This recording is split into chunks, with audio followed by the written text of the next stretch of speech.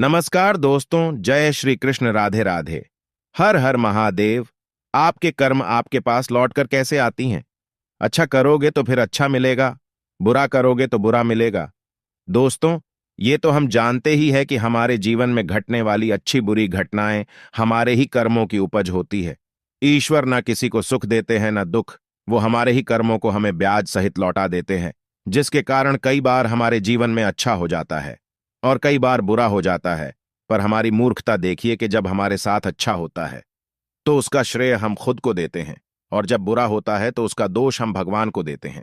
दोस्तों, आज की कहानी आपको बहुत अनमोल सीख देकर जाएगी। इस वीडियो को अधूरा मत छोड़ना। दोस्तों, किसी गांव में एक विमला नाम की महिला रहती थी। उसका एक 8 साल का बेटा था। दुर्भाग्य से एक मेले में उसका बेटा बिछुड़ गया। बहुत ढूंढा पर उसे उसका बेटा ना मिला। बेचारी थक हार कर शांत होकर घर पर बैठ गई। उसने बेटे के जीवन का फैसला भगवान पर छोड़ दिया। इससे ज्यादा और वो कर भी क्या सकती थी। कहते हैं, अगर किसी बालक की मौत हो जाए तो वो दुख इतना परेशान नहीं करता, क्योंकि पता होता है कि ये दुनिया छोड़कर जा चुका है। लेकिन अगर कोई बालक खो जाता है तो उसका दुख पल पल खाए जाता है। याद करके छाती बैठ जाती है। पता नहीं वो कहाँ है, कैसा है, किस हालत में है, भूखा है या प्यासा है, या है भी या नहीं है, किसी दुष्ट व्यक्ति के चंगुल में तो नहीं है। इस तरह की बातें हर समय मन में चलती रहती हैं। बिमला अपने बच्चे को याद करके देर रात रोती रहती थी। कभी खाना खा लेती तो कभी ऐसे ही सो जाती थी। धीरे धीरे 2 वर्ष बीत गए, पर बेटा अभी तक लौटकर नहीं आया। अब उसकी सारी उम्मीदें खत्म हो चुकी थीं। वो बिल्कुल अकेली थी। उसका कोई सहारा नहीं था, ना उससे कोई बोलने चालने वाला था। उसने एक नियम बना लिया था।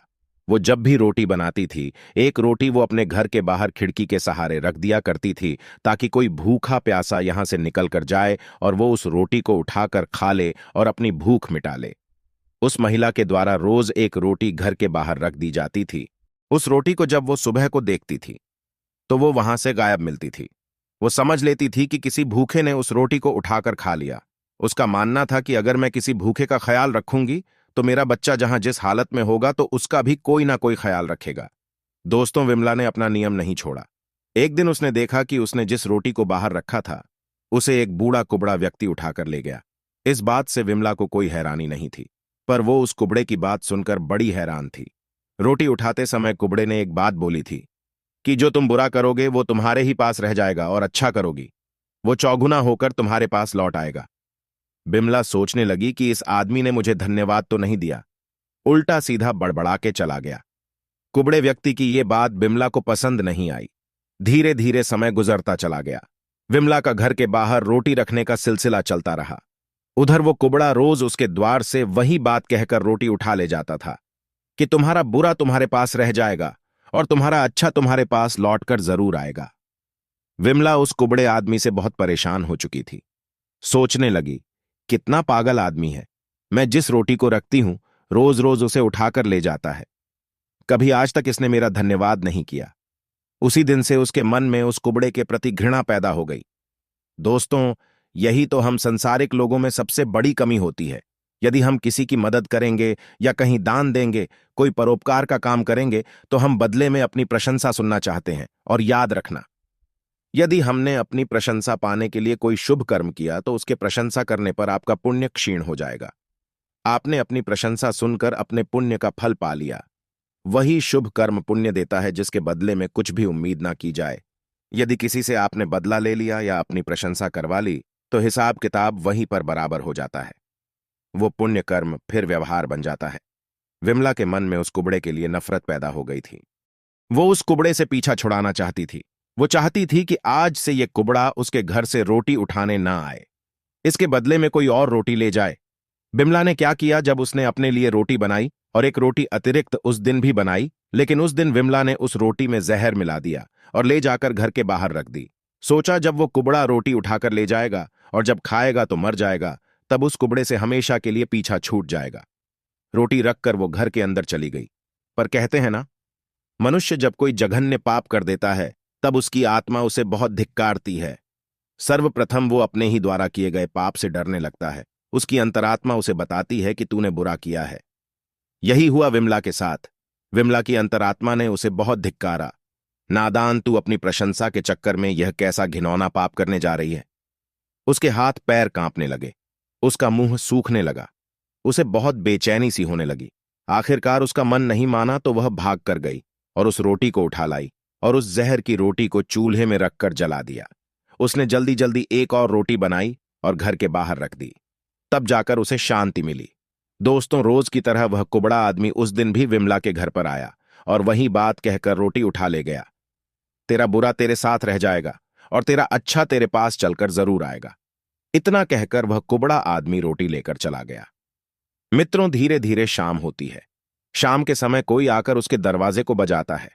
विमला दरवाजा खोलती है तो बाहर का नजारा देखकर हैरान रह जाती है। उसने देखा कि जो बेटा उसका 2 वर्ष पहले मुझसे बिछड़ गया था, वही बेटा आज उसके द्वार पर लौट आया है। बेटे की हालत बहुत दयनीय थी। वह फटे पुराने कपड़े पहने था। वह भूखा प्यासा रह रहकर दुबला पतला हो गया था। उसकी आंखों में गड्ढे पड़ गए थे। बेटे को देखकर विमला एकदम से रोती हुई उसे अपनी छाती से लिपटा लेती है। उसे आज अपनी आंखों पर भरोसा नहीं हो रहा था कि 2 वर्ष पहले खोया हुआ बेटा आज उसके पास लौट आया। उसे लग रहा था जैसे वो कोई सपना देख रही है। बेटा भी आज अपनी मां से मिलकर बहुत प्रसन्न हुआ।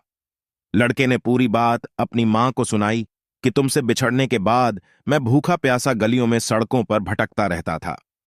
कोई खाने को कुछ दे जाता तो खा लेता था, वरना पूरे पूरे दिन भूखा ही रहना पड़ता था।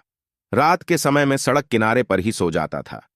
आज जब मैं भटकते भटकते भूखा प्यासा इधर को आ रहा था तो यहां से 12 कोस की दूरी पर आते आते मैं भूख से बेहोश होकर गिर पड़ा था। मैं बहुत भूखा था। ऐसा लग रहा था जैसे भूख से आज मेरे प्राण निकल रहे हैं। तभी वहां कुबड़ा व्यक्ति गुजरता है।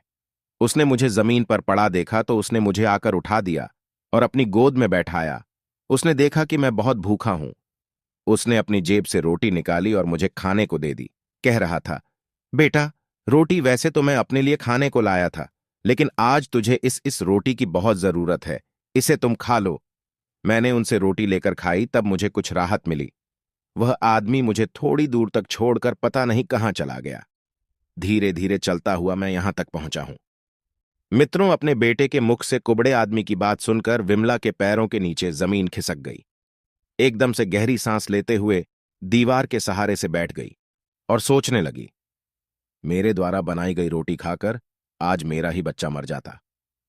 विमला के दिमाग में बार बार वही बात आ रही थी कि भगवान ने आज उसके बच्चे को उसके हाथों मरने से बचा लिया।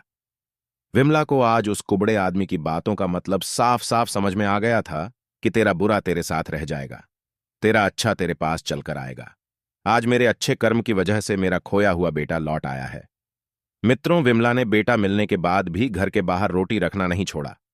वह हर रोज एक रोटी घर के बाहर रख देती थी, लेकिन उस दिन के बाद से वह कुबड़ा आदमी कभी उसके घर रखी रोटी लेने के लिए नहीं आया। विमला समझ गई थी, कुबड़े के भेष में भगवान ही उसके द्वार पर रोज रोटी लेने आते थे ताकि वे मुझे मेरे बच्चे से मिला सकते। मित्रों, कहानी का तात्पर्य यह है कि मनुष्य को हमेशा अच्छे कर्म करते रहना चाहिए। कभी अपने अच्छे कर्म से बदले की उम्मीद मत करना। किसी पर अपना एहसान मत बताना। तुम्हारा अच्छा किसी न किसी रूप में तुम्हारे पास लौटकर जरूर आ जाएगा। अच्छे कर्म का फल लौटने में देर तो हो सकती है, पर मिस नहीं हो सकता, और बुरा कर्म तुरंत अपना प्रभाव दिखाता है। आपका एक बुरा कर्म आपकी सारी अच्छाइयों को ढक लेता है।